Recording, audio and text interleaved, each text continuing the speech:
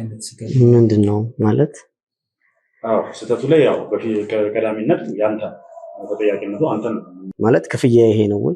ትጣላለህ ከራስህ ጋር ከፈጣሪ ጋር። ያኔ ስወልድህ ራሱ እንደዚህ ያልተደሰትኩም አሁን ያለኝ ስሜት እያለች ነው። በቃ ሲገባ ሲወጣ አሁን አያስችላትም እና ያላወቅኩት ነገር ነበርና አሁን ምናልባት ይሁን እኔ ደስተኛ ነኝ። ሁልጊዜም ነገሮችን እግዚአብሔር አንዳንዴ ይጠብቃል።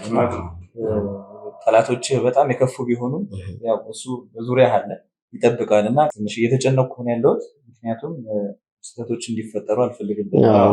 አሁን ምንድን ነው ታውቃለህ፣ ብዙ መስዋዕትነት ከፍለሃል። ከዛ ባሻገር ደግሞ እንግዲህ ወንድም አሹንም እንግዲህ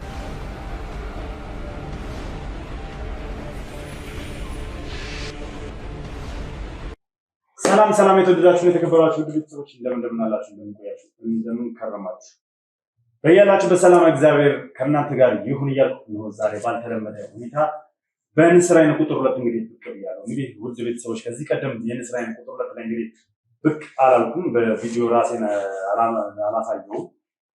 ዛሬ ግን ከነሚኪ ጋር ናሹ ጋር ማለት ነው ከሁለት ወንድማማቾች ጋር መነጋገር ያለብኝ ነገር ስላሉ ልንናገር እዚህ ተገኝቻለሁ። በጣም በሚያስገርም ሁኔታ ሰሞኑን እንግዲህ ሁለቱ የሰሩት ቪዲዮ ነበረ። ማለትም እንግዲህ አሹን እንኳን ደህና መጣህ በሚል ሀሳብ እንግዲህ በሚኪ በኩል የተጨረሱ ነገሮች ነበሩ። ማለት ነው ለአሹ ስጦታ የተበረከተለት ቪዲዮ ነበረ እና ያንን ቪዲዮም ተመልክቼዋለሁ፣ ያንን ነገር አይቼዋለሁና በዚህ ጉዳይ ላይ ትንሽ የምንወያይበት ነገር ስላለ ምንድነው የሚለው ነገር ያው ሁላችንም እንደሚያሳስባችሁ አውቃለሁ። ነገር ግን አሳሳቢ ስለሆነ ነው በዚህ ደረጃ ቁጭ ብዬ ለማውራት ቪዲዮ የገለጽኩት እንጂ ከዚህ ቀደም በተሰጠ ጊፍት ወይ ደግሞ በተደረገ ስጦታ ውይይት አድርገንም ተነጋግረንም ማለት ነው። ዛሬ ለመጀመሪያ ጊዜ በዚህ አይነት ጉዳይ ላይ ልናወራ ነው። ምክንያቱም የተፈጠረ ነገር ስላለ ምንድነው የተፈጠረው የሚለውን አብረን የምንመለከት ይሆናል። የትም ሳትሄዱ እስከ ፕሮግራማችን ፍጻሜ ድረስ አብራችሁን እንድትቆዩ ጋብዛችኋለሁ። ይህንን የንስር አይን ቁጥር 2 ሰብስክራይብ ያደርጋችሁ ወንድማችን ሚኪን እንድታበረታቱት እንድታጠነክሩት አደራ እላለሁ። እንዲሁም ሀሳብ አስተያየታችሁ ኮሜንት ላይ ጻፉ። ቪዲዮ ደግሞ ብዙ ሰው ጋር እንዲደርስ ላይክ፣ ሼር ማድረጋችሁን አትርሱ። ያላችሁበት መልካም ጊዜ አብራችሁ። እንዴት ናችሁ? አለን እንዴት ነው? ሰላም አማን ነው አለን። ዛሬ ባልተለመደ ሁኔታ በአንተ ቻናል ላይ እንግዲህ እኔ ለመቅረብ ተገድቻለሁ። እንዲሁም ደግሞ ማውራት ያለብን ነገሮች ስላሉ እንድንወያይ ስለፈለኩ በመጀመሪያ አሹ ያው እንኳን ደስ አለ ማለት ፈልጋለሁ። በጣም አመሰግናለሁ። ያው ያልጠበቅኩት ነበር። በጣም ደስ ብሎኛል። ሁሉ ሰላም ይመስገን። ጤና ያለበት ሁኔታ ማለት ምን ይመስላል? እንግዲህ ያው የጤና ሁኔታ ጥሩ ነው። ክትትል እያደረግኩ ነበር።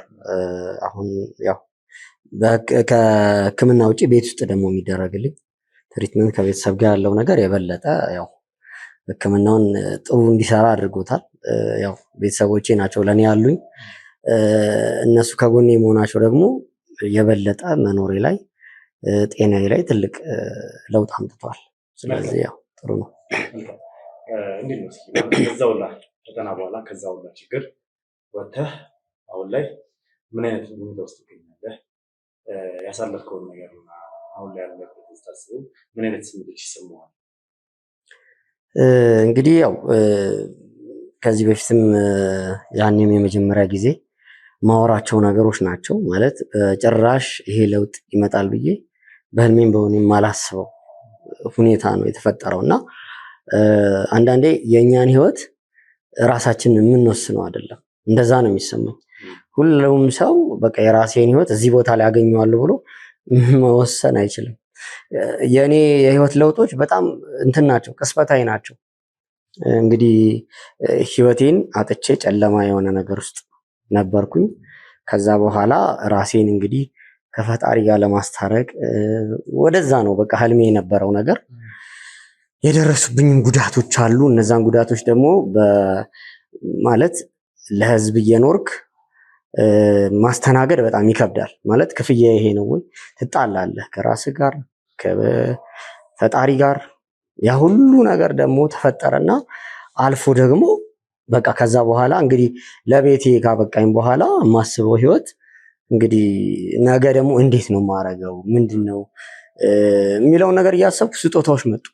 ያ ደግሞ ሌላ የህይወት መስመርን ይዝ አደረገኝና እነዚህ ናቸው በቃ ጤናዬም ላይ ለውጥ እያመጣ እኔ የማልጠብቃቸው ነገሮች ብቻ እየተፈጠሩ ነው ያሉት። ነገን እንዲህ ነው ብሎ መወሰን ለሁላችንም በጣም ከባድ ይመስለኛል። ነገን የሚያውቀው ፈጣሪ ነው። በእርግጥ ነገን የሚያውቀው ፈጣሪ ነው። ሁሉም ነገር የሚሆነው በእግዚአብሔር ኃይል ነው። በድጋሚ እንግዲህ አሁንም እንኳን ደስ አለ ማለት ነው። ቤት ሚኪ እስኪ አሁን ያለበት ሁኔታ እሱ በእርግጥ ሰውነቱ ላይ ከጠበቅነው አንጻር ከሰዎቹ ጭካኔ አንጻር የደረሰበት ነገር ያው እግዚአብሔር አንዳንዴ ይጠብቃል። ጠላቶች በጣም የከፉ ቢሆኑም ያው እሱ በዙሪያ አለ ይጠብቃል እና ከነበረበት ሁኔታ አንጻር ይደርስበታል ብለን የገመትነውና ስናገኘው ደግሞ የነበረበት ሁኔታ እጅግ በጣም የሚያስመሰግን ነበር። በቃ እኛ የመጨረሻው እንትን ላይ እናገኘዋለን ወይ ደግሞ በቃ ተስፋም የቆረጥንባቸው አጋጣሚዎች ነበሩ። ወይ ህይወቱ ሊያልፍ ይችላል ያልንባቸው አጋጣሚዎች ነበሩ። ግን እግዚአብሔር ብሎ ከብዙ ጠላቶች ከልሎት ነው ያገኘነው። ከዛ በኋላ ደግሞ የነበረው ነገር ትንሽ ሳይኮሎጂካሊ ትንሽ ተጎድቶ ነበር። ምክንያቱም እዛ ይደርስበት የነበረው ነገር ያው ሚዲያ ላይ የማይወሩ ነገሮች አሉ። እነዛ ነገሮች ትንሽ ሳይኮሎጂካሊ ትንሽ ጎድተውት ነበርና ያው የሰው ልጅ ጭንቅላቱ ከተጎዳ ትንሽ ከባድ ነውና ጊዜ ይፈልጋል። በደንብ ትሪት መደረግ አለበት እና ያን ነገር ለማድረግ አንዳንድ ሰዎችን በደንብ እንዲያወራ ቀርበው እንትን እንዲል ሕክምና እንዲያገኝ ተደርጎ ራሱንም በጣም ጎበዝ ነው። እሺ ራሱንም ወደ መንፈሳዊ ነገር መልሶ በእነዚህ እረፍቱ ላይ በነበረባቸው ቀናቶች በደንብ ወደ ፈጣሪው ተጠግቶ ራሱን በደንብ የማከምና የማገገም ሁኔታ ውስጥ ነበር የቆየው። አሁን በጣም ጥሩ ሁኔታ ውስጥ ነው ያለው። ተመልካቾች ሊጨነቁም ሊያዝኑም እንትን ሊሉም አይገባም። በቃ ዋናው ማመስገን ነው። ከዚህ በኋላ በጣም ጥሩ ሁኔታ ላይ ነው። መልካም እንግዲህ እስኪ ማዘር በሰዓቱ የነበሩበት ሁኔታ ነበረ። መቼም ማዘር በምን አይነት ሁኔታ እንዳሳደጉት እናውቃለን። ስለዚህ እስኪ አሁን ላይ አሽ ከተገኘ በኋላ ምን አይነት ስሜት ነች ማለት ያለችው? ስሜቷ ምን ይመስላል? ደስታዋ ምን ይመስላል? እስኪ ሚኪ በተወሰነ መልኩ ቤት ውስጥ ያለውን ደስታ ቤት ውስጥ ስላለው ሁኔታ ትገልጽ። እኔ ልናገረው አልችልም እና እሷ በብዙ ፈተና ውስጥ ያለፈች ናት እናታችን። በአሸናፊ ደግሞ በጣም ተፈትናለች። በጣም ተስፋ ቆርጠን ነበር። በተለይ ቀኖቹ እየገፋ ሲመጣ የጠፋበት ሰሞን ላይ ቀኖቹ እየገፉ ሲመጡ እያንዳንዷን ደቂቃ እያንዳንዷን ሰከንድ የመርዶ ዜና እየጠበቀች ነበር የምታሳልፈው እና ያቺ እናት ተመልሶ እንግዲህ በጣም የምትወደውን የበኩር ልጇን ስታገኝ ዳግም እንደመውለድ ነው እና ያኔም እንደዚህ አልተደሰትኩም ነበር ስትል የነበረው። ያኔም ስትወለድ እንደዚህ አይነት ደስታ ተሰምቶኝ አያውቅም እና የሚገርም ደስታ ውስጥ ነው ያለችው።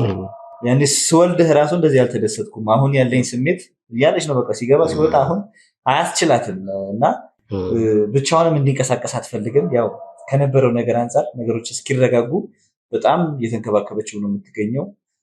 ትልቁን ምስጋና ደግሞ በዚህ አጋጣሚ ለእሷ ማቅረብ ፈልጋለሁ። ከዛ አይነት ጭንቀት ወጣ እንደዚህ ደግሞ እሱን ለመንከባከብም ጉድ ጉድ ለማለትም በመቻሏ በቃ ያው እናት ናት፣ ምንም እንትን አይባልም እና በጣም አመሰግናለሁ እናቴ፣ በጣም እንወድሻለን ማለት ፈልጋለሁ። በሚገርም ሁኔታ እንኳን ሁላችሁም ተመልካቾች ታስታውሳላችሁ ብዬ አስባለሁ። ይህች እናት ልትመሰገን ልትወደስ ይገባል፣ ልትሸለም ይገባል በሚል እንግዲህ እናታችሁ የቤት ስጦታ ተበርክቶላት ነበረ በእኔ ቻናል ላይ በእኔ ወዳጆች በኩል እና ያንን ስጦታ ራሱ ሲደረግላት የነበራትን ስሜት በደንብ ነው የማውቀው። ምን አለ ይህን ደስታዬን አሹ ከጎኔ የሚል ነገር ነበር። በሰዓቱ አልነበርም እና ያንን ደስታ ራሱ ያለአንተ ማክበር አልፈለገችም ነበር ማለት ነው። የሚገርም ሁኔታ ማለት ነው። በቃ ያው ውስጧ ደስ ቢላትም ሙሉ በሙሉ ደስተኛ አልነበረችም እና አሁን እርግጠኛ ነኝ ያው ይህን ቪዲዮ ትመለከቻለች ብዬ አስባለሁ። እናታችን በድጋሚ አሁንም በተመልካች ፊት ለፊት እንኳን ደስ አለሽ ማለት እፈልጋለሁ። ከዛ ባሻገር ደግሞ እነዚህ ሁለት ድንቅና እንቁ የሆኑ ሁለት ወንድሞችንም ስላበረከትሽልን እግዚአብሔር እድሜ ከጤና ጋር ጨምሮ እንዲሰጥሽ መልካም ምኞቴን እገልጽልሻለሁ በዚህ አጋጣሚ በልጆችሽ ላይ ማለት ነው። እናንተም ጀግና የሆነች እናት አለቻችሁ። ያው በብዙ ተፈትናለች። በልጇ ፈተናዎች ገጥሟታል። በልጇ ብዙ መከራ አልፋለች። ያን ሁላ ነገር አልፋ ኢቭን አንተንም ለማሳደግ በሚል ነው እንግዲህ ከኖረችበት ሀገር ተሰዳ ወደ አዲስ አበባ የገባችው። ከዛ በኋላ ደግሞ ያው እነ ሚኪም መጥተው እነ ሚኪም ተፈጥረው እነ ሚኪም ተወልደው እንግዲህ ቤተሰቡም በሙሉ ደስታ አንተም ጤነኛ ሆነ ማድረግ ይችላል። እግዚአብሔር የተመሰገነ ይሁን። በዚህ ሁኔታ ውስጥ ራሱ እናታችሁ በአንድ ዓመት ውስጥ ማለት ይቻላል ብዙ ፈተናዎች በእኛ በጣም በርካታ ፈተናዎችን አስተናግዳችና እናቴ በእኔ ያሳለፈችውን ፈተና ያክል ከዛም በላይ እኔ እንኳን አንድ ነኝ እና እሷ ግን በሁለት ልጆቿ ፈተናዎችን ተጋፍጣለች እና ጀግና የሚያስላት እናት ወይ ዋነኛው ጉዳይ ዛሬ እንድንገናኝ ያደረጓችሁ ትንሽ መወያየት ስላለብን ያው ቅድም መግቢያ ላይ እንደተናገርኩት ሰሞኑን በአንተ በኩል የቤተሰቦች ናገው ለአሹ ጊፍት ተበርክቶለት ነበር። ስለዛ ጉዳይ ትንሽ መነጋገር ያለብን ይመስለኛል። ማለትም የተሰራ ስህተት አለ እና ይሄ ነገር ደግሞ ሚኪን የሚያስጠይቅ ነው። ምን አይነት ስህተት ምንድን ነው ማለት? አዎ ስህተቱ ላይ ያው ቀዳሚነት ያንተ ተጠያቂነቱ አንተን ነው የሚመለከተው። ምክንያቱም አንደኛ እኔ የማውቀው ነገር የለም በዚህ ጉዳይ ላይ እናንተ ሄዳችሁ ምን ጊፍት ቪዲዮ ስትሰሩ ምን ስትሉ ኢቭን ከቪዲዮ በኋላ ነው ያሽን እንግዲህ ጊፍት ያወቅኩት እና የተሰራ ስህተት ነበረ። ነው ቅሬታ አቅርበዋል። ስለዚህ ይህንን ቅሬታ እንግዲህ ለመፍታት እኔና ዛሬ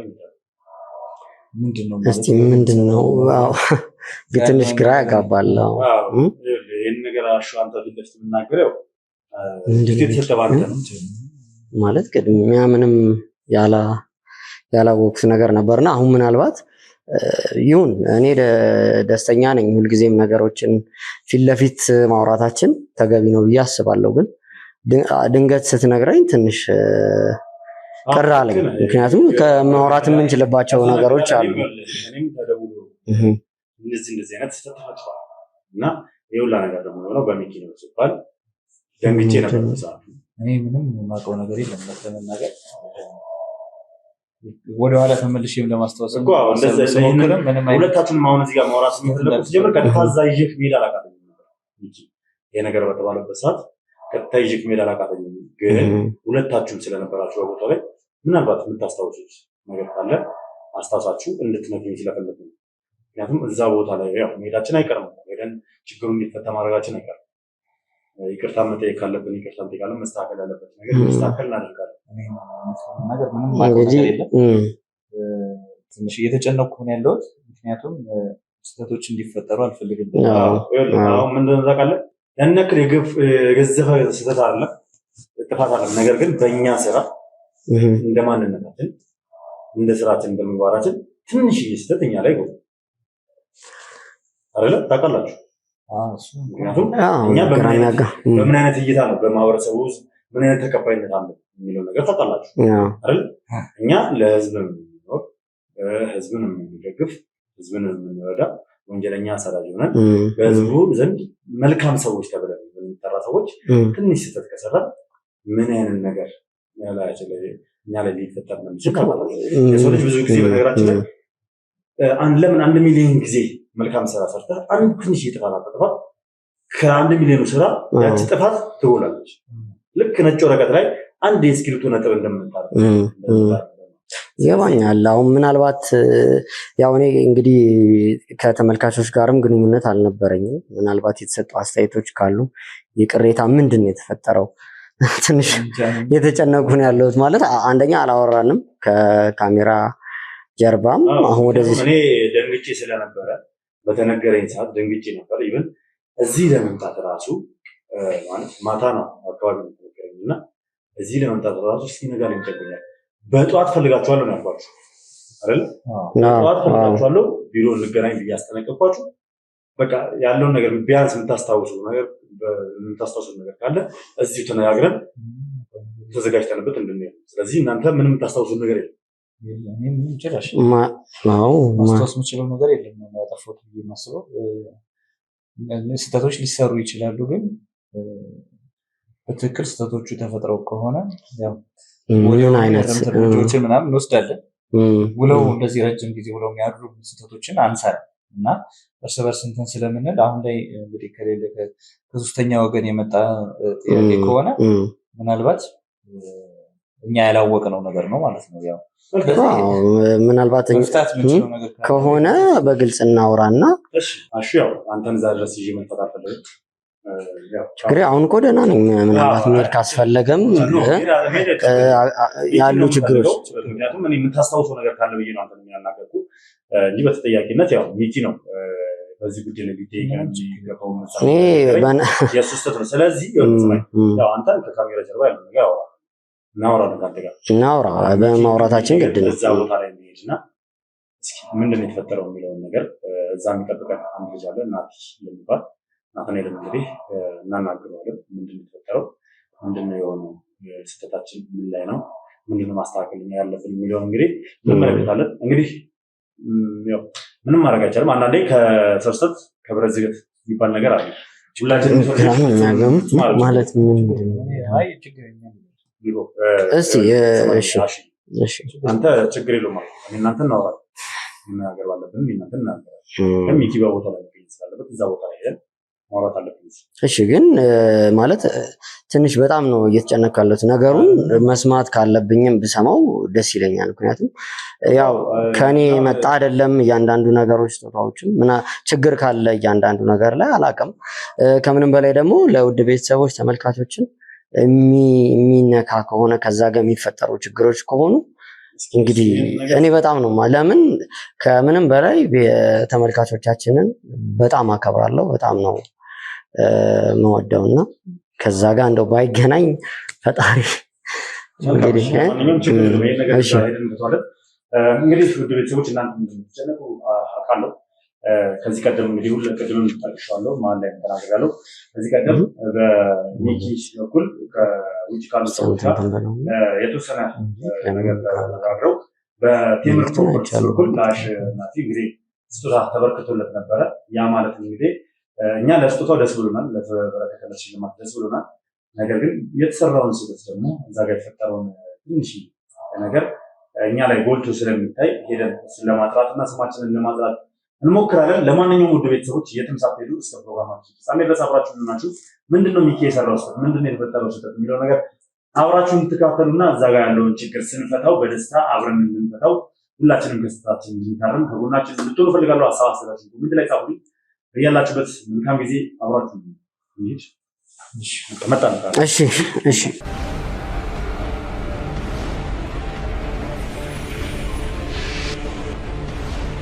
መልካም እንግዲህ ውድ ቤተሰቦች እንደነገርኳችሁ መገኘት ያለብን ቦታ ላይ ሚኪን ይዤ ተገኝቻለሁ። ሚኪ ዛሬ እንግዲህ ትንሽ የሆነች ነገር በቀደም እዚህ በመጣንበት ወቅት እንግዲህ ትንሽ ገጭ ነገር ስለተፈጠረ ስለዛም ነገር እንድንወያይ ብዬ ዛሬ እዚህ ድረስ ይዤ መጣሁ። ምክንያቱም በቀደም እንግዲህ ላሹ ስጦታ ሰጣችሁት ነበረ አይደለ? እና የሆነ ትንሽ ቅሬታ ስለተፈጠረ በሱ ጉዳይ ላይ ላወራ ስለፈለኩ ነው እዚህ ድረስ ይዤ ከመጣሁት። ቅሬታውን እናወራዋለን። አሹ ሳይሆን ማለት በአንተ በኩል ነው። መቼም አንተ ነህ ይዘህ መተህ አሹን እንግዲህ ሰርፕራይዝ ያደርጋችሁት አይደል? እና በዛ ነው የሰራችሁት ትንሽ ስህተት አለች እና ያ ነገር ቅሬታ አስነስቷል። እኔን ነበር ያናገሩኝ። ስለዚህ ምንድነው እንግዲህ አጋጣሚ ሆኖ ያገኙት ናቲን ነውና ከናቲ ጋር እንወያያለን። በመጀመሪያ ግን ከናቲ ጋር ማውራት ያለብኝ ነገሮችም ስላሉ ከዛ በኋላ ከአንተ ጋር የተፈጠረው ነገር ባለፈው ስለተፈጠሩት ነገሮች ደግሞ እናገራለን። መቼም ያን ያክል ትልቅ ነገር ሆኖ ሳይሆን ግን ትንሽም ቅሬታ ብትሆን መፈታት አለበት ብዬ ስለማምን። እሺ ናቲ እንግዲህ ከልብ እናመሰግናለን። በድጋሚ በአካል ቁጭ ብለን እንድናወራ እድሉን አግኝተናል።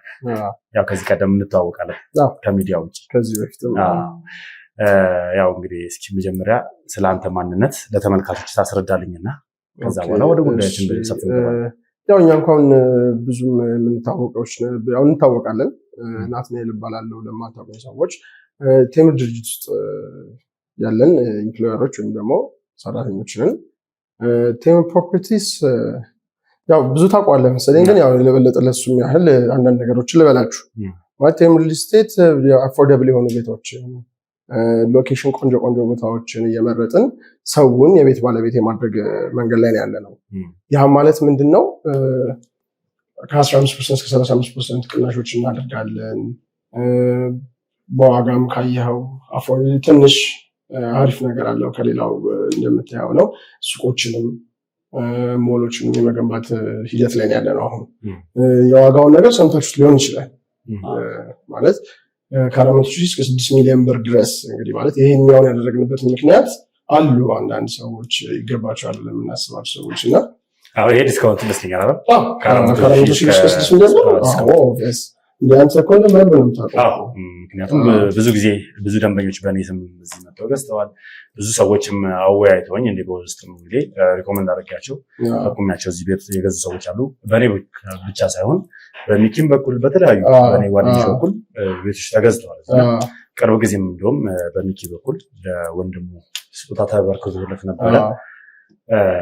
እስኪ አሁን ላይ ቴምር ፕሮፐርቲስ ምን አይነት ሁኔታ ነው ያለው በግንባታዎቹ ዙሪያ፣ እንዲሁም ደግሞ ቤት ሽያጭ ላይ ምን አይነት ሂደት ያለ ይመስለኛል? እስኪ ያለው ሂደት ታሳውቀኝ። ቴምር ፕሮፐርቲስ ኦልሞስት አሁን 10 ዓመት ሆኖታል። በትንሹ 10 ዓመት ሆኖታል። 10 ዓመት ውስጥ ባለን ጉዞ ከ9 ቤቶችን አስረክበናል። ኦልሬዲ አሁን ሀያት ላይ ሰሞኑን ደግሞ የሚረከቡ ሰዎችም አሉ። በገርም ትንሽ እንዲያውም ከዚህ በፊት በ50 ሺህ ብር ነበረ ካሬ እየሸጠን የነበረው እና ያን ጊዜ ላይ ብዙም ትንሽ ሰው የማንገራገር ነበረው። ግን ስቲል አሁን ሁሉ ነገር ተረክቦ ኦልሞስት አሁን ሩፍ እንትን እየሞላን ያለ ነው፣ ጣራን እየመታን ያለ ነው። ጥሩ ነገሩ ምን መሰለህ፣ ቴምር ጋር ስትመጣ ለክላይንቶቻችን ዊን ዊን ነው። ስለዚህ ብዙ አይነት ኦፈር አለን። አሁን ለምሳሌ ውላችንን ከዚህ በፊት ማይታው እንደምታውቀው፣ ለምሳሌ አሁን አንድ ክላይንታችን የኛ ክላይንት ምንም አይነት የዋጋ ጭማሪ አይኖርበትም ግንባታችን ላይ ስልህ 2 ዓመት ከ6 ወር ብለህ ነው። ከ2 ዓመት ከ6 ወር በላይ እንኳን ቢቆይ ድርጅቱ ራሱ ኃላፊነቱን ነው የሚወስደው። ያ ነገር ለከስተመር በጣም አማራጭ አለው። ሌላ እንዴት ልበልህ፣ ፕሮግረሳችን አሁን ኦልሞስት በግንባታ ሂደት ነው ነገሮችን የምናደርገው። በግንባታ ሂደት ነው የምናደርገው ስልህ አሁን ለምሳሌ አንተ በምትከፍለው ፐርሰንት ይወሰናል። ከ20% ጀምሮ እናስከፍላለን እኛ። ከ20% ጀምሮ ስናስከፍል ታይም ሊሚትድ የለንም። ኤኒታይም ግንባታውን እያየህ ነው ክላይንታችን የሚከፍለው። እንዳልኩ የዶላር ጭማሪ፣ የዋጋ ግሽበት፣ እቃዎች መጨመር የምን ክላይንቱ ምንም የሚያሳስበው ነገር ባለበት ነው ሁሉም ነገር የሚሆነው። ሌላ ምን ማወቅ ትፈልጋለህ? ማለት ስላከፋፈሉ ስለ ቤቶቹ ካሬ ምናምን ነገር በዚህ አጋጣሚ ያውቁታል በርካታ አይነት ተመልካቾች። መምጣታችን ካልቀረ ለመጣንበት ጉዳይ መምጣታችን ካልቀረ ምናልባት ተመልካቾች ሁል ጊዜ የሆነ ነገር ስለሚፈልጉ ማለትም ቤት መግዛት ይፈልጋሉ፣ ሱቅ መግዛት ይፈልጋሉ እና ሁል ጊዜ አዲስ ነገር እንደሌለ እና ሁሌም ደግሞ ለእነሱ የሚመቻች ነገር እንዳለ በዚህ አጋጣሚ አውርተናል ከአንተ ጋር ስመጣም ይህንን ቅሬታ ልንፈታው ብንመጣም ለቅሬታው ብቻ ሳይሆን ለተመልካቾች የሆነ ዲስካውንት እንዲኖር በሚል እንግዲህ ተናግረን ነበር። እነዛ ነገሮችም እንዲያውቁት ስለፈለኩ እስኪ አሁን ላይ ስላከፋፈሉ ስላለው ስለ ካሬዎቹ ነው ብታወራ። እሺ አሁን እኔ የምነግርህ ነገር የትኛው መሰለህ፣ አሁን የምነግርህ እንደ ሳይታችን ሁሉም ይለያያል። ያው አከፋፈላቸው አንድ ቢሆንም ካሬያቸውንና ባለ 1 ባለ 2 ባለ 3 ብለን የምንይዛቸው አሁን ያወጣናቸው ሳር ቤትና አዋሪ ላይ ነው። ሳር ቤት ላይ ያለን ባለ 2 እና ባለ 3 ነው። ካሬያቸው ከ81 ጀምሯል። ካሬያቸው ከ81 እስከ 152 ድረስ ያለን። አዋሪ ላይ ያለን ደግሞ ባለ 1 እና ባለ 3 ነው። ከ78 ካሬ ጀምሮ አለ። እንዲህ ያለ እንደዛ ያለ ከፍ ይላል። አከፋፈሉ የሚሆነው የመጀመሪያውን 20% ከከፈልክ በኋላ ከዚህ በፊት እንዲያልኩ 20% ከፍለና በ15 ጊዜ ክፍያ ነው የሚያልቀው። ክፍያው ያ በ15 ጊዜ የሚያልቀው ክፍያ በየፕሮግረሱ ነው፣ በየግንባታው ልክ ነው ማለት አለ። ስንቆፍርም አለ፣ ከዛ ደግሞ ፋውንዴሽን ስንሞላ እሱን እያደረገ ነው የምናስከፍለህ። ሌላ ምንም አይነት ግዴታ አይኖረው። ሌላ ምን አለ? በካሬ ማለት ባለ 1 መኝታው ምን ያህል ክፍያ ነው? በካሬ ምን ያህል ዲስካውንት አለው? ምን ያህል ሲከፍሉ ምን ያህል ዲስካውንት ያገኛሉ? ፕሮግረስ አለ ራሱ በ15 ጊዜ ክፍያ ነው የሚሆነው። አሁን ለምሳሌ በካሬያቸው ስነግርህ 81 ካሬ አለን። ሳር ቤት ባለ ለመኝታ 81 ካሬ አለን። ቅድመ ክፍያው ሊሆን የሚችለው 1,944 ሺህ አካባቢ ነው የሚሆነው። 81 ካሬው አሁን ለምሳሌ 20% ስትከፍሉ 1.9 አካባቢ ይመጣል። እንደዚሁም ደግሞ ባለ ሶስቱ ስንት መሰለህ 20% ሲከፍሉ 3,400,000 ብር አካባቢ እንደዛ ይመጣል። ቅድመ ክፍያውን ነው የምልህ። በዚህ ማለት 20% ለሚከፍሉት ምን ያህል ነው ዲስካውንት የሚኖረው? 20% ለሚከፍሉት አይደለም ዲስካውንት ያለን እኛ ከ20% በላይ ለሚከፍሉ ሰዎች ከ20% ጀምሮ ማለት ከ20% በላይ ያለውን ክፍያ ሲከፍሉ ዲስካውንት አላቸው። ምን ያህል ይሆናል ማለት? ከ400,000 እስከ 6 ሚሊዮን ብር የሚያህል ዲስካውንት አለን። ከ400,000 እስከ 6 ሚሊዮን ብር የሚሆን። ስለዚህ ያው ይሄ ማለት 6 ሚሊዮን ብር ዲስካውንት ማለት ራሱ እኮ አንድ ቤት መግዛት የሚችል ገንዘብ ነው። 6 ሚሊዮን ብር ማለት ቀላል አይደል? አዎ። መልካም። በአሁኑ ሰዓት ያው እንደምናውቀው እንግዲህ ቴምር ፕሮፐርቲስ የያዘው ሳይት ወይ ደግሞ እየገነባ ያላቸው ቤቶች መሀል ከተማ ላይ ነው። በተለይ ደግሞ በጣም ውብ የሆነችው መሀል ሳር ቤት ላይ በጣም የሚገራሩ ቤቶች ምን ያህል ደረጃ ይደርሳል? ማለት በቃ ኦልሞስት ልናስረክበው ነው። ትንሽ ጊዜ የሚቀረው ኦልሞስት 6 ወር ነው የሚቀረው። ሳር ቤት ላይ ያለው ወደ መጠናቀቁ ደርሷል። አሁን ደግሞ ሌላ ደግሞ ያወጣናቸው አዲስ ሳይቶች አሉ። አሁን ለህዝቡ እያዳረሰን ያለ ነው። እነሱም ደግሞ ሳር ቤት ላይ ያው ቁፋሮ ላይ ኦልሞስት እንደዛው ፋውንዴሽን ላይ ነን። አቧሬ ላይም እንደዛው ነው። ኦልሞስት እንደዛው ወጥቷል። እነዚህ አዲስ የተጀመሩት ሳይቶች ቢያንስ በምን ያህል ጊዜ ነው ተጠናቀው? እኛ አሁን እነሱን ከ2 ዓመት እስከ 6 ወር ጀምሮ ነው የማስረከብ የያዝነው። ከ2 ዓመት ከ6 ወር ጀምሮ ለህዝቡ እናስረክባለን ብለናል። በ2 ዓመት ከ6 ወር ሙሉ በሙሉ ተጠናቆ ሙሉ በሙሉ አጠናቀን እናስረክባለን። መልካም፣ በጣም ደስ ይላል። እንግዲህ ውድ ቤተሰቦች ቴምር ፕሮፐርቲስ እንግዲህ በሚገርም ሁኔታ እኔም ከዚህ ቀደም ሳይቱንም አይቼዋለሁ። ሙሉ እየተጠናቀቀ ያለበት ሁኔታ በስትክክል በቃ ወደ ፊኒሺንጉ እየሄደ ያለ ሁኔታ ላይ ያለውና እንግዲህ የቤት ባለቤት መሆን የምትፈልጉ መሀል አዲስ አበባ ላይ ውብ በሆነችው ከተማ ማለትም ሳር ቤት ላይ እንግዲህ ቴምር ፕሮፐርቲስ ቤቱን ግንባታውን እያጠናቀቀ ይገኛል።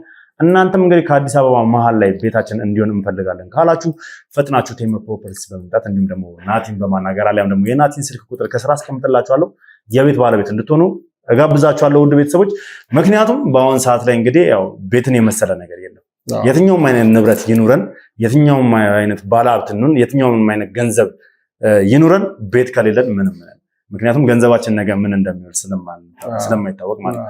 ስለዚህ ፈጠን ብላችሁ እንግዲህ የቤት ባለቤት እንድትሆኑ ጥሬን አስተላልፋለሁ።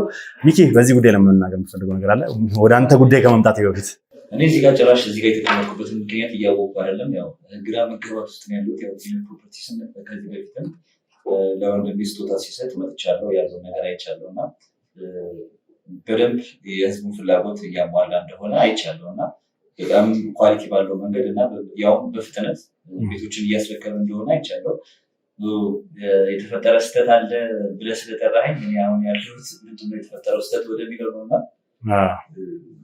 እሱም ብትነግሩኝና ወይ ቦታ አይ ተረጋጋ ማለት ብያለሁ። ማለት የተፈጠረ ስህተት አለ ስልህ ያን ያክል አግዝፈህ አትየው።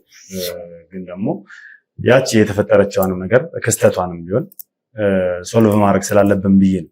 በተለይ ደግሞ ያው አሹንም ቅድም አናግሬዋለሁ እንኳን ደስ አለህም ብያለሁ። በዛ ላይ ደግሞ ያው ነገሮችን ቀለል ለማድረግ ያክል ነው ከሱ ጋር አውርተን አንድ ላይ እዚህ እንድንመጣም የፈለኩት ማለት ነው።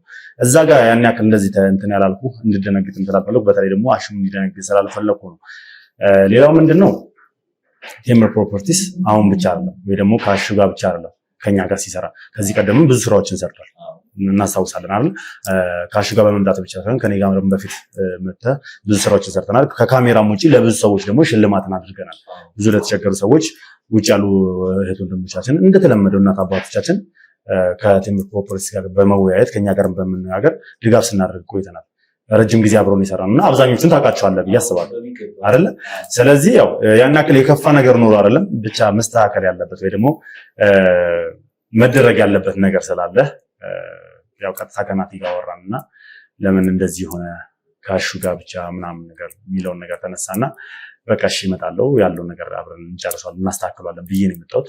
ስለዚህ አንተንም ይዘን የመጣንበት ምን መሰለህ፣ ወደ ቀጥታ ወደ ጉዳያችን እንግባና እዚህ ለምን እንደመጣህ የተፈጠረው ነገር ምንድን ነው የሚለው ነገር አብረን የምንወያይ ይሆናል። ያው ፈተነው እንላለን ችግሩ። እሺ ያው እንግዲህ ያው በሪስተት ከሆነ ነገር የተፈጠረው እንደዚህ እንደምቀጥታ ነው። ያው ይቅርታ ጠይቃለሁ። አውቄው እንዳልሆነ በዚህ አጋጣሚ መናገር ፈልጋለሁ። ስተውሽ ከተፈጠረ መልካም ችግር የለውም። ያው እንግዲህ ናቲ ተወያይተናል፣ በደንብ ተገናኝተናል። እንደዚህ ከሚዲያዎች ተገናኝተናል። መፈታት ያለበትን ነገር እንዲፈታ ነገሮችን በጠቅላላ አስተካክለናል አይደል? ከይቅርታ ጋር ወረቀቱን ታወጣልኛለህ? ኦኬ፣ ሁሉንም ማለት ነው። ችግር የለውም።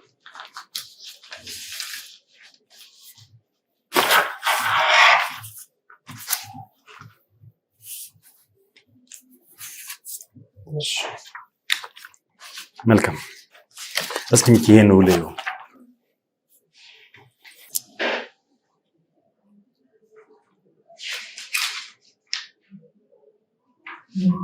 እየገለዳችሁ ነው።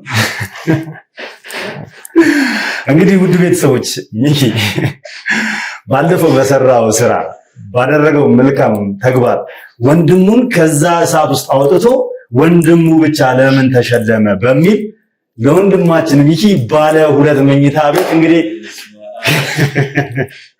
ከእስራኤል ሀገር ወዳጆቻችን እንግዲህ ለሚኪ ሽልማት አበርክተውለታል።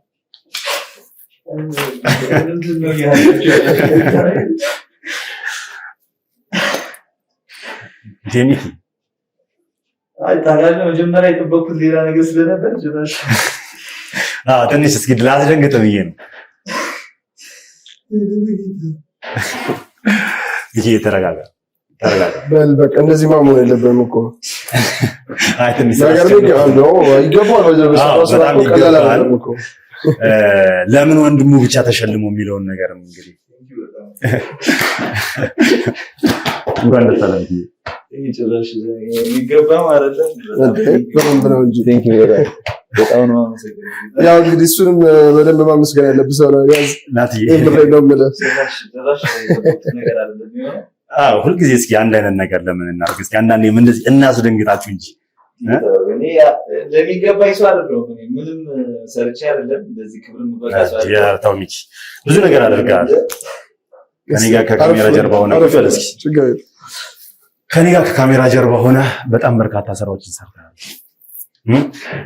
ብዙ ነገር አድርገሃል። ብዙ መስዋዕትነት ከፍለሃል። ከዛ ባሻገር ደግሞ እንግዲህ ወንድምህን አሹንም እንግዲህ ካለበት ከገባበት ችግር ለማውጣት ብዙ አይነት ውጣ ውረድ ውስጥ ገብተሃል። ብዙ ችግሮችን ተጋፍተሃል። ይሄን ሁላ ነገር አድርገህ ወንድምህን ከሞት ወደ ህይወት መልሰህ የተሸለመው ወንድምህ ብቻ ነበረ። ምክንያቱም እሱም ያው መስዋዕትነት ከፍሎ ነው ለኔ አይደለ? ለኔ ብዙ ነገር አድርጎልኝ እዛ ሰዓት ውስጥ የገባው። አንተም ደግሞ ከዛ ሰዓት ውስጥ እሱን ለማውጣት ብዙ መስዋዕትነትን ከፍለሃል። ብዙ ነገር አድርገሃል። ወደ ሚዲያ ወጥተህ ማታውቅልሽ ከካሜራ ጀርባ የነበርክ ልጅ አሹን በፍለጋ ውስጥ ሆነ ሚዲያ ላይ ራስህን አጋልጠህ ወጣህ። እኔም ከጎን ያለው በቃ ላግዝህ ብለኸኝ ይሄ ሁላ ነገር የሆነው አንተ በቃ ከካሜራ ጀርባ ብቻ ሆነ ሁልጊዜ ነገሮች እንትን ከማለት ፊት ለፊት ሆኜ እጋፈጣለሁ ሁሉ ነገር ለወንድሜ የምደርሳለሁ አንተም ጎን ቆማለሁ ብለናል። ስለዚህ የሚገባ ነገር ነው። እንግዲህ ውድ ቤተሰቦች ይህንን ስጦታ ያበረከቱለት ወይ ደግሞ ያበረከቱልህ ከእስራኤል ሀገር ውድ ወዳጆቻችን አቶ ደምስ የተባለና ወይዘሮ ሄለን የተባሉ ባልና ሚስቶች ናቸው። እነሱን እግዚአብሔር ያክብርልን ማለት ፈልጋለሁ። አይ ቲንክ የተከፈለለትም 30% ነው አይደል? ያው ዲስካውንቱንም ተጠቃሚ እንድትሆን ጭምር 30%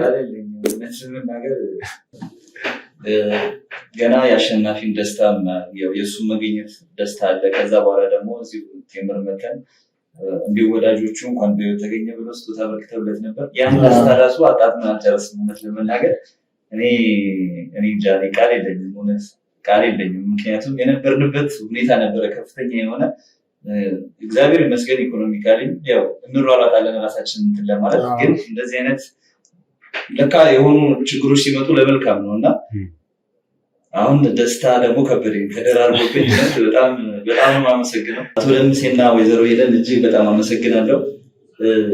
ከወንድምህ ጎን ከወንድምህ ጎረቤት መሆን አለብህ ብለው እኔንም የቤት ባለቤት ስላደረጋችሁ እጅግ በጣም አመሰግናለሁ። ቆሜን አመሰግናለሁ። እናንተም ስራ ይብላችሁ ጉዳይ ለማስጨረስ ስለተሯሯጣችሁ ሚኪ ለእኔ ግዴታዬ ነው። ታውቃለህ ወንድሜ ነህ። ብዙ ነገር አብረን አሳልፈናል። ብዙ ነገር አብረን አድርገናል።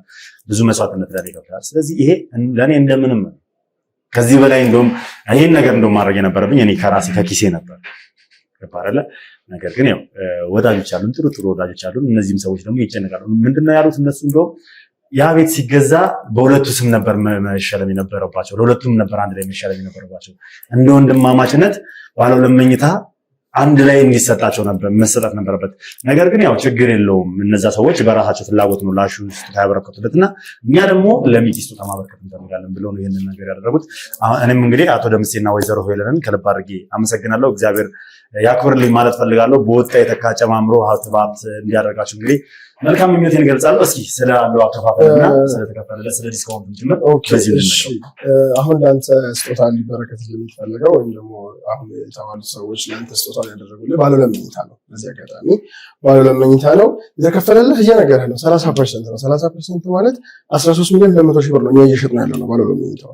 ይሄ ማለት ወደ 12 ሚሊዮን 600 ሺህ ብር ይጠጋል። አሁን ዲስካውንቱን ስነግርህ 594 ሺህ ብር የሚያህል ዲስካውንት ነው የተደረገው ለአንተ። ያው ወጣት ልጅ ነህ፣ እየሰራህ ያለ ሰው ነህ። ከዚህ በላይ ደግሞ በደንብ መስራት አለብህ። ያው ያከፋፈሉ ሁኔታ ምንም ችግር የለውም። 15 ጊዜ ክፍያ ነው። በአንተ አቅም በአንተ ሁኔታ ደግሞ ብዙ ከዚህ በላይ ማድረግ የምትችለው ነገር ይኖራል ብዬ አስባለሁ። እኛም እስቲ ከነገሮችን አመዛዝነን የምናደርጋቸው ነገሮች አይጠፉም። 15 ጊዜ ነው ክፍያውን ከፍለው 2 ዓመት ከ6 ወር ነው። በዛ መሀል እኛ የምናግዝህ ነገር ይኖራል ብዬ አስባለሁ። በጣም እናመሰግናለን። ምን ያህል ካሬ ነው? እስኪ ባለ ሁለት መኝታ ምን ያህል ካሬ ነው? ባለ 110 ነው። 110 ካሬ ነው። እሱን ሳልነግርህ ከፈለክ ባለ 110ን አንተ ባለ 3 መኝታ ማድረግ የምችልበት ሁኔታ አለ። ምንም ችግር የለውም። መቀየር ይቻላል። ሎኬሽን ያው ከሳር ቤት ጥሩ ሎኬሽን ነው። አዋሪ ላይ መቀየር ይችላል። ምንም ይሄ እንትን አይደለም። በዚህ አጋጣሚ ለተመልካቾቻችሁ ሆነ ለእናንተ የምላችሁ ነገር በእናንተ ለሚመጣ ሰው ለ15 ሰው ዲስካውንት እናደርጋለን። ኦኬ ምን ያህል ዲስካውንት? ያው ከ15 ከ35 ነው፣ ግን እኛ 40% እናደርገዋለን በእናንተ ለሚመጣ ሰው። ስለዚህ እንግዲህ ውድ ቤተሰቦች እቺ እድል እንዳታመልጣችሁ። ሚኪን እኔን አይደለም፣ ምክንያቱም ይሄ ቻናል እንግዲህ የሚኪ ቻናል ነው፣ የንስራይን ቁጥር 2 የሚኪ ቻናል ነውና ሚኪን ብለን የመጣ ነው ወይም ደግሞ የንስራይን 2 አይተን የመጣ ነው ብላችሁ ከስር በምናስቀምጥላችሁ ቁጥር ከደወላችሁ ቀጥታ የምታገኙት ማን ነው? ናቲን ታገኙታላችሁ። ናቲን ታናግሩታላችሁ ማለት ነው። ከዛን ደግሞ ያው ልክ እንደተናገረው በፐርሰንት ለእናንተ ዲስካውንት ተዘጋጅቶላችኋል።